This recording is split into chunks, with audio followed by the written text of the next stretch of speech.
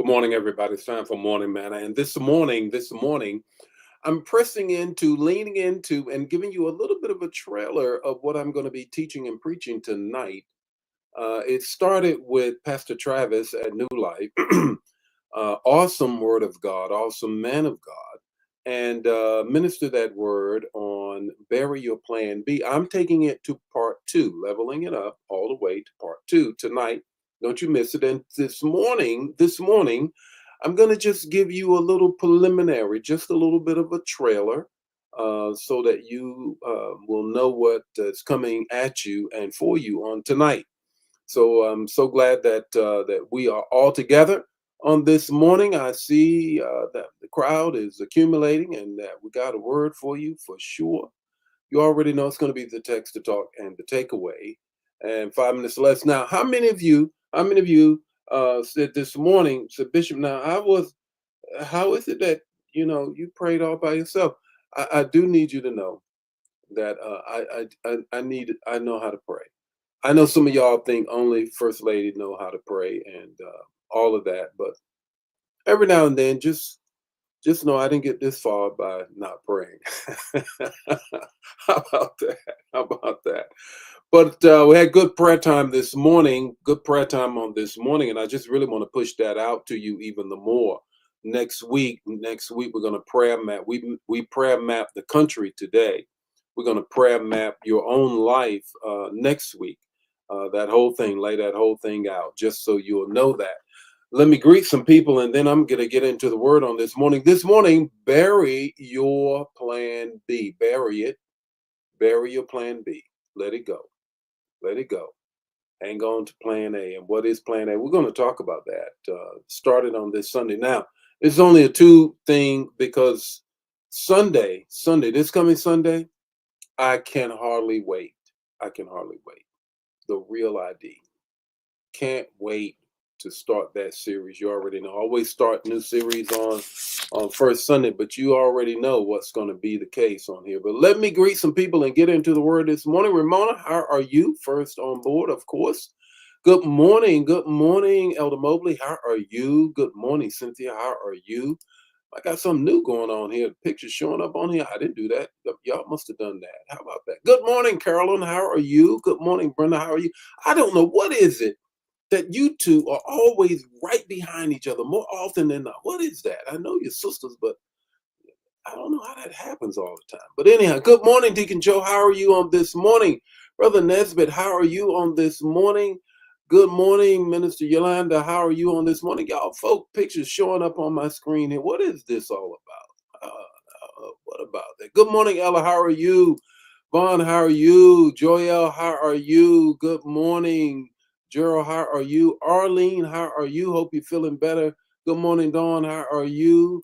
Laura, how are you? Lenore, how are you? Elder Jan, how are you on this morning? Fawn, how are you? Somara, how are you? You know, I guess this is the time that you can have the picture showing up here on the wall or what have you. Well, I don't know what is going on here, but we got it.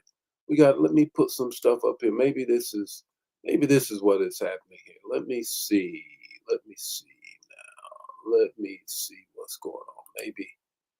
Maybe that's what's happening, and let's see what happens here when I go back here. Oh, well, it's still showing. Okay, that had nothing to do with it. Okay. Good morning, Dolores. How are you, homegirl? How are you doing on this morning? Mobley going to be leading us in prayer at 12 noon. All right. Patrice, how are you on this morning? Deborah's in the house. Jewel is in the house. Vaughn is in the house as well on this morning. What did you say? It's a sister thing. I wouldn't understand. Okay, Brenda, I should have known I'd get a smart answer from you. I should have known that. Are y'all ready for the manna? I'm ready to share it on this morning. Just a little bit of a trailer, if you will, on what I'm going to be ministering tonight. Don't you dare miss it tonight, because I got a word for you on tonight, and that is bury your plan B, part 2 tonight. So let's get going. Good morning and welcome to Morning Manna, where in 5 minutes or less, you're going to get an impartation with the text, the talk, and the takeaway. Join the Morning Manna fam every weekday morning at 8 o'clock Central Standard Time.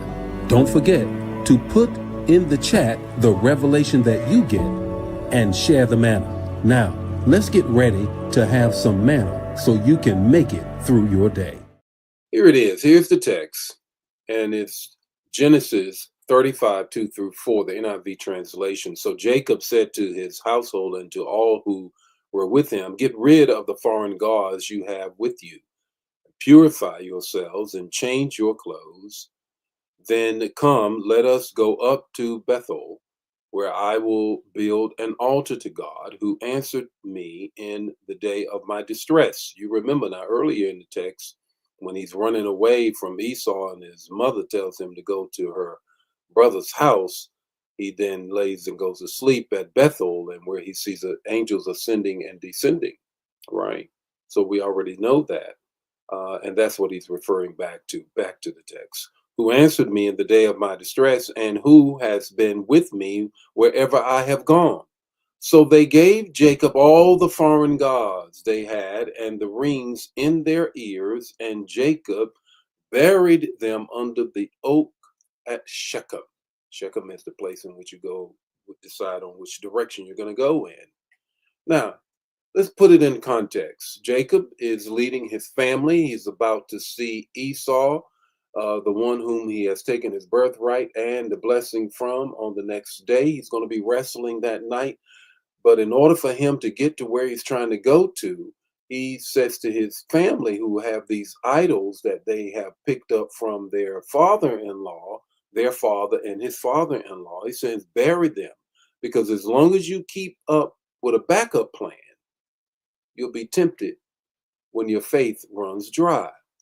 You already know that God is my only source, faith is my only option, and forward is my only direction. So, what are we going to do? Three things I want to share with you. First is this: faith has no fallback. Faith has no fallback. That's what is happening here.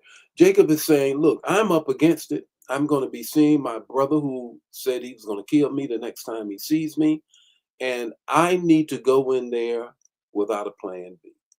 Get rid of those gods because faith has no fallback. If you keep a plan B, you will never fully walk in your plan A. God's will is perfect, not just permissive. Two, buried idols can't be resurrected. What you put under the oak tree must stay there. Don't dig it back up when fear sets in. Don't. Not at all. Because it's not going to do you the good that you think it's going to do you. Three, destiny requires decisiveness. Destiny determines and requires decisiveness. You got to go with your plan A. You got to go with your plan A. Looking back, holding back, or falling back cancels your future forward. Looking back, holding back, falling back cancels the forward momentum of your future. So what's your takeaway this morning? What's your takeaway this morning? And I got more of this on tonight.